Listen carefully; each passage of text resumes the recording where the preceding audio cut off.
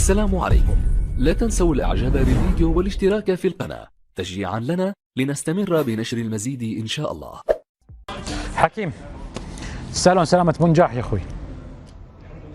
سمعنا اخبار طيبه عليه الحمد لله. الاكيد انه لما تكلم بهذه الطريقه والابتسامه يعني هو الان ان شاء الله يكون خارج منطقه الخطر.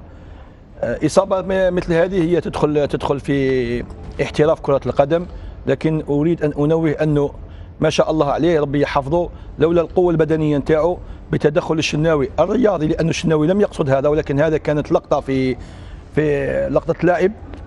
كان لاعب اخر يمكن كان يحدث اكثر، او يمكن ان تكون الاصابه اخطر.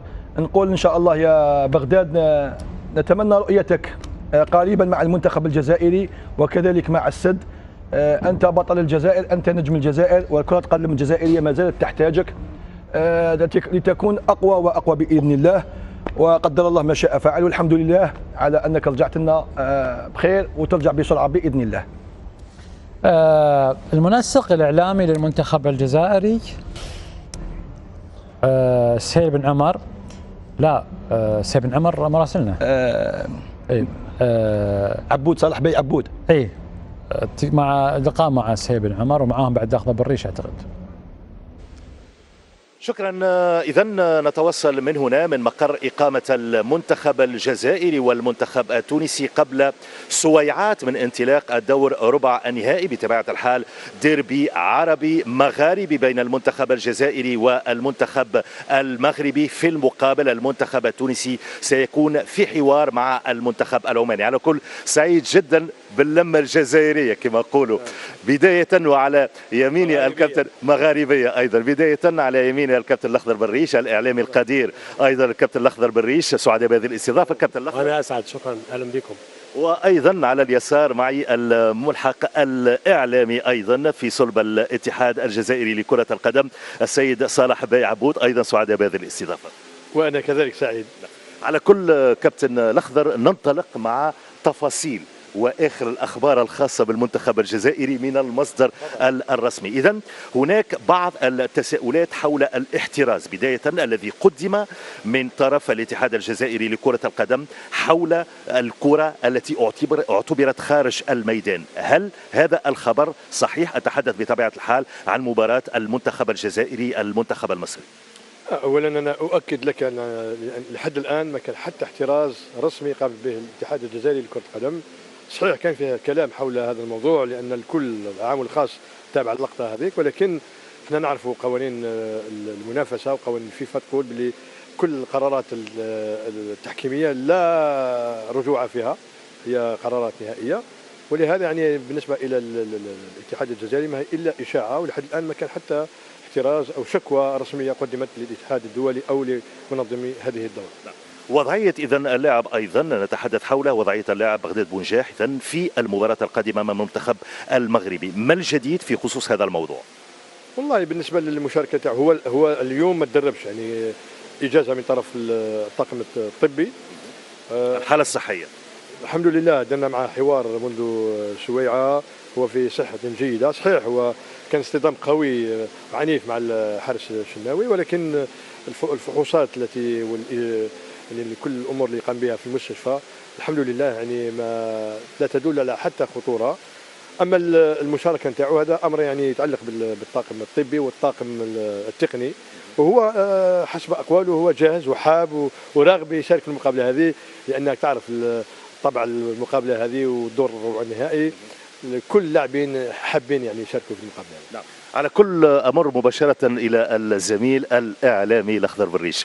المنتخب الجزائري هل أقنعك من حيث الأداء؟ هل حقق المطلوب إلى حدود هذا التوقيت؟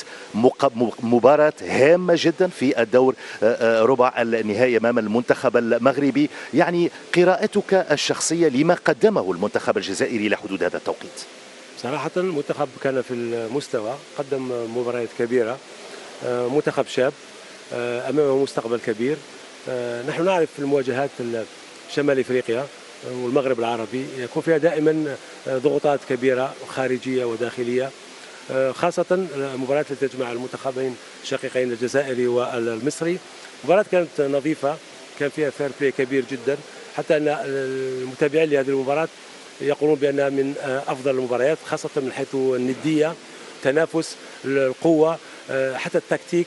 شاهدت كثير من اللاعبين المصريين كانوا في المدرجات أشادوا بهذه المباراة بالروح التنافسية، لكن في حدود رياضية. لم نشاهد مشاكل كبيرة رغم الإصابات، رغم البطاقات التي أشهرها الحكم. ربما المنتخب الجزائري كان يمكن أن يحقق نتيجة أفضل لو عرف كيف يستغل الشوط الأول، لأنه كان أقوى كثيرا على المنتخب المصري. الأخطاء طبعا هي واردة حتى من التحكيم. المنتخب لم يستفيد كثيرا من التحكيم عكس ربما المنتخب المصري، لكن هي مباراة والمنتخب الجزائري كان متأهل قبل هذه المباراة. المنتخب المغربي ليس بالمنتخب الذي يخيف الجزائريين أو الذي ربما المنتخب الجزائري لا يجد حلول أمامه، بالعكس هو منتخب في متناول المنتخب الجزائري. والمباراة أنا أعتبر أن هذه المباراة ستكون أيضا مباراة أشقاء.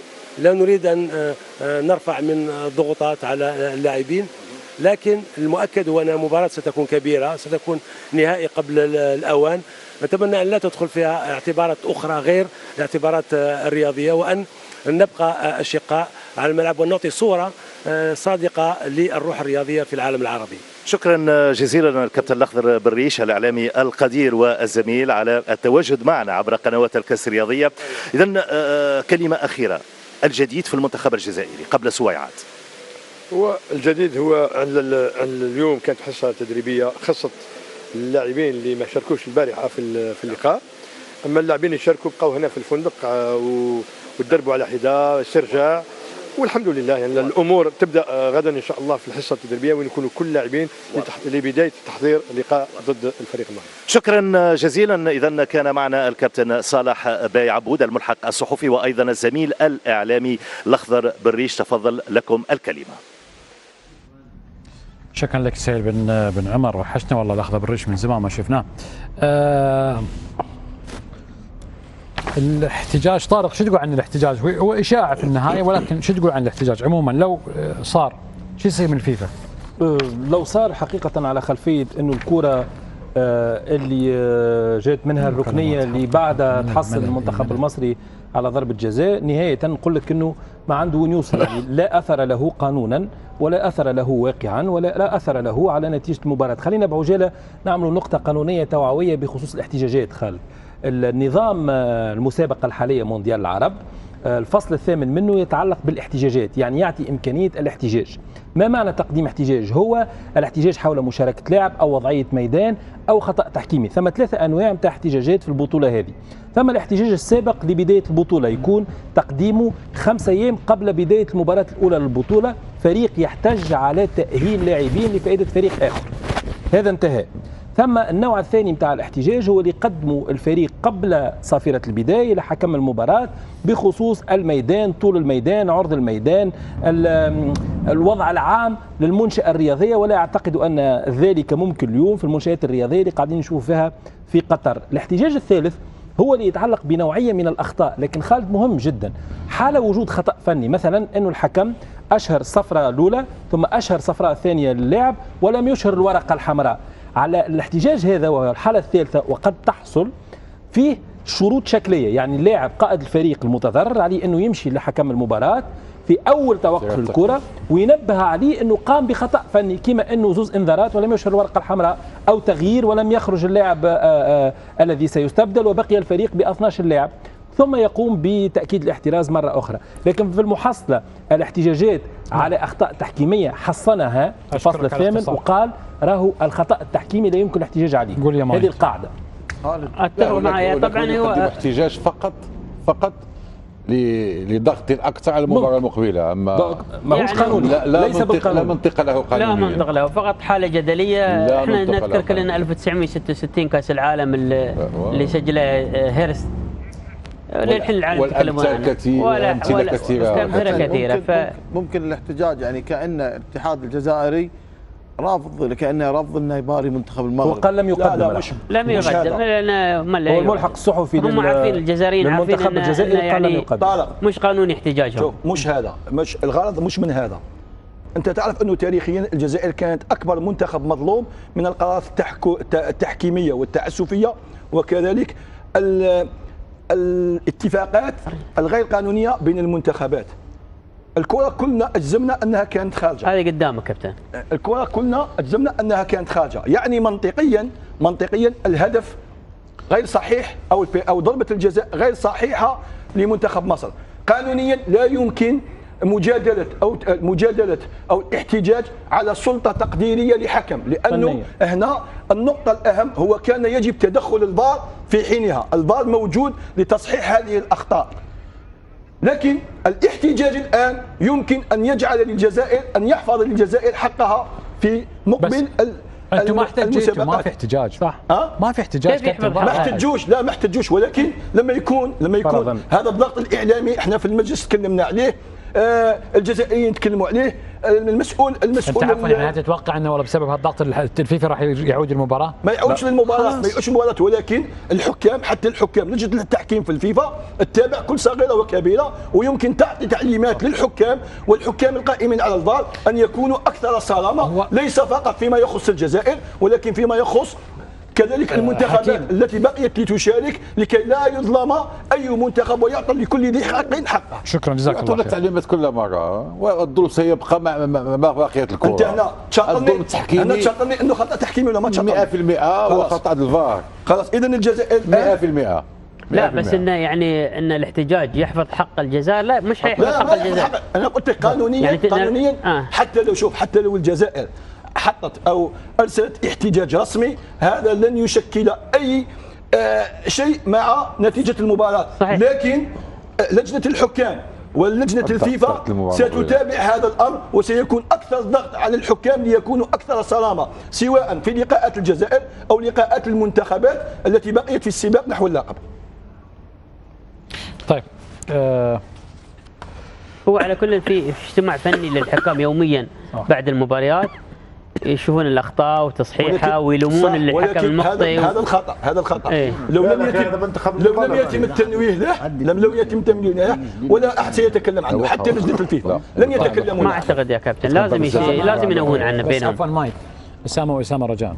لا انا بساله على حاجه بس. لو سمحت اسامه هذه الاحاديث بسالك السؤال بس اسامه، بس اوضح لك اياها للمستقبل لو سمحت، وفضلا وليس امرا ارجوك. لا طبعا. باختصار، انت لما تتكلم فانت يعني تضايق المستمع وليس بس المشاهد، المستمع عبر الراديو، انت تبث عبر اذاعه. عندي المعلومه عندي. طيب اذا عندك المعلومه يعني كنت بسأل، اذا كنت لا تعلم فهي مصيبه، ولكن اذا كنت تعرف هذه مصيبه اعظم. فانا هالمره ما راح اكلمك انت، بعد اذنك اخ اسامه، لان الاخ اسامه الاخر مش عاوز يسمع كلامي. انا متفق معك. شكرا، جزاك الله. والتمس الاعتذار. شكرا. واريد التدخل في هذه النقطه بالذات اذا كان الوقت ممكن. لا مش ممكن. جزاكم الله خير. انتم عليكم على فكره مثل دقيقتين توقيف مثل كره اليد الان، لان انتم دخلتوا كثير. السلام عليكم، لا تنسوا الاعجاب بالفيديو والاشتراك في القناه تشجيعا لنا لنستمر بنشر المزيد ان شاء الله.